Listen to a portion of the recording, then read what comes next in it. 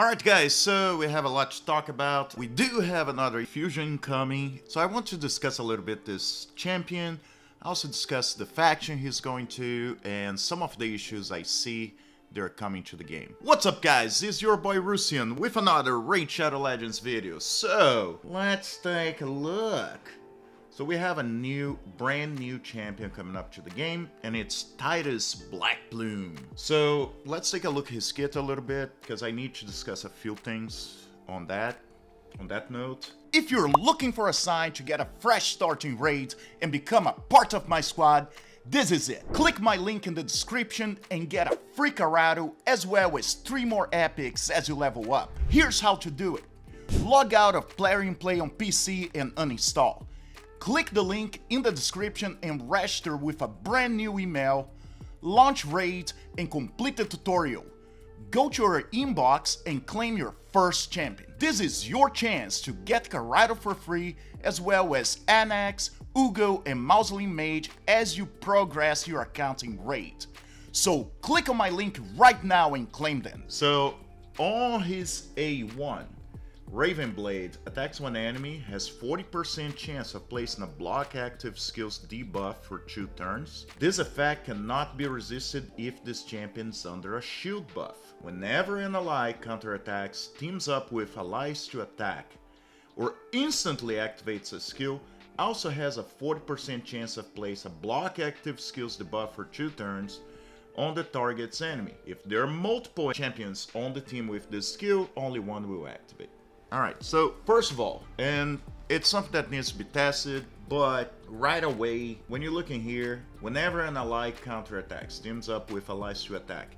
So, cheesy. Very cheesy. I do need to see how it's implemented, how it actually works in the game, but pretty much like having this champion with someone like Valkyrie, for example, against like Fire Knight or a lot of the bosses, Hydra, whatever, it becomes very cheesy because you can put the shield with Valkyrie and then pretty much like you're doing multi-attacks back to back to back because, as you guys know, you put a counter-attack in every single one of the champions. So if I'm reading this right, and because it's an A1, so it doesn't need to rest, okay? It's pretty much causing you to do, let me see, 5 times 5, yeah, 25 attacks. I mean, I don't know for sure. So that would be 25 extra attacks, plus, so 30 attacks, because you also would have the hourly counter attack. No, yeah, 25. So this looks insane for an A1.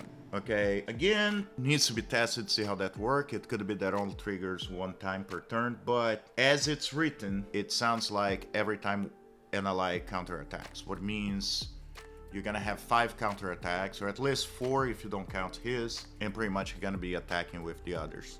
So, kinda crazy, okay, but that's the way the game is going to, and I'll talk about that after. The A2, Student of War on a 5-turn cooldown. That can be brought down to 3. Attacks one enemy. This attack is always critical. If this champion is under a shield buff, this attack also gains a damage boost equal to the value of the shield. Removes all debuffs from all allies if the target skill. If the target survives, place a provoke debuff on all enemies for 1 turn instead. This effect cannot be resisted if this champion is under a shield buff. Again, teaming up with Valkyrie, it's gonna be insane. 3-turn cooldown, pretty good, okay? Plus, you may actually be able to not go full crit with him and just put as much critical damage as you can. Again, something that needs to be tested when he's out, but you could pretty much, since it's always critical, just lower your crit, maybe, I don't know, yeah, just crit damage all the way if the A2 gonna be critical all the time. So the A3, Androx Confident, place a 50% ally protection buff and a 50% increased attack buff and a 30% increased speed buff on a single ally for 2 turns. Also fills that ally's turn meter by 40%. Instantly activates this skill at the end of an ally's turn if that ally has no buffs and their HP is lower than 100%. if there are multiple champions on team with this skill, only one will activate. It's not the case. So, and it's on a 3-turn cooldown if booked. Again, very cheesy, very Hydra-centric, okay? I mean, you can apply in multiple areas, but definitely for Hydra, this should be, as it's written pretty big. And yeah, so if you're under 100%, something that happens a lot, depending on how you build your teams. So pretty strong, 3-turn cooldown. And then you have for Lord and Land. Each time an enemy hits an ally, that ally's next attack will deal 10% more damage for each hit they take. And stacks up to 100%. The damage increase resets after that ally deals damage. So, well, it does reset, okay? So, I feel stuff like Hydra, yeah, you're probably gonna get hit 5 times, so it's like 50% increase. Unless you have a very, very slow ally that may take advantage of that. Just build attack all the way, low speed. This could actually work in so many ways. Because pretty much if you have shield, you're just attacking back to back. Now the question is, would that count if your ally attacks on a counterattack, or does that count only on his actual turn, right? So many ways you can actually go by that. All right, so let's take a quick look on Banner Lords, where he's going to. So my view, I'm not saying Banner Lords is the best, definitely it's not the best faction. I feel there are a couple of gaps. And the most, you can be argued that Ronda is a great champion on Banner Lords, but if you didn't got her when she came out, you don't have her.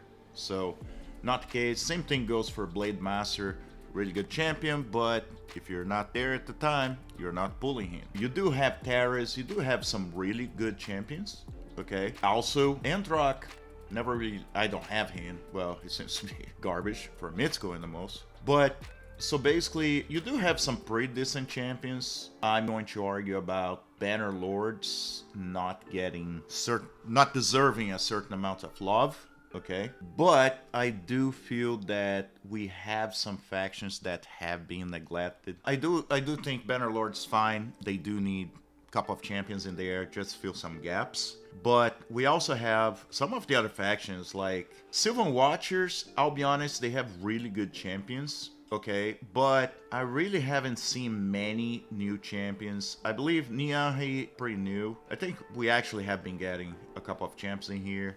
Shadow King, we did get one, but I just feel it's almost impossible to pull Shadow King for some reason. I think that's probably the one I'm the most luck buster. Even like some epics, it seems to be hard to pull. I don't know, I feel a lot of my pulls go toward Undead Horde, Dark Elves, and still somehow I never pulled Luria. I have multiple in other accounts, but I can't seem to pull her in my main account. Yeah, I don't know. I feel like, for example, when it goes Sacred Order gets like cheese, okay?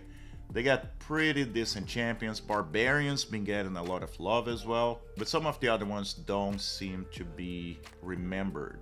Like, for example, let's be honest, Lizardmen, you have some decent ones, but it's kind of like, I hate when I have to go to faction wars with them, because most of them, unless it's complete something, I don't get most of them to level 60. Same thing with Skinwalkers. Skinwalkers, it's like you have some really good champions, but you have to be very picky. Like, for example, I never pulled Fane somehow in this account, okay? And she's probably one of the few champs I would really like to 60, okay?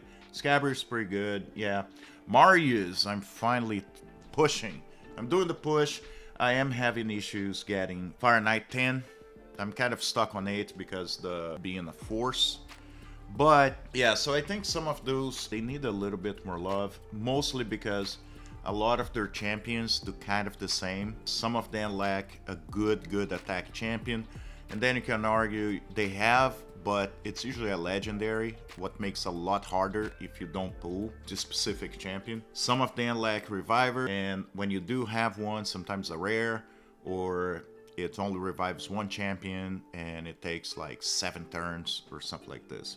So I do think Plarian needs to be taking a look on that, because Faction Wars hard mode, a lot of times it becomes kind of hard because the champions you need to be able to actually advance and get 3-star, they're not good champions, but they are the only champions that have specific skill that you need to complete. So I guess it makes you spend more resources and it's more money in the bank. Yeah, I'm going with that theory. But yeah, I do think they need to look. I'm okay with Banner Lords a little bit. I do feel this champion's way strong, and that's where the game is moving to.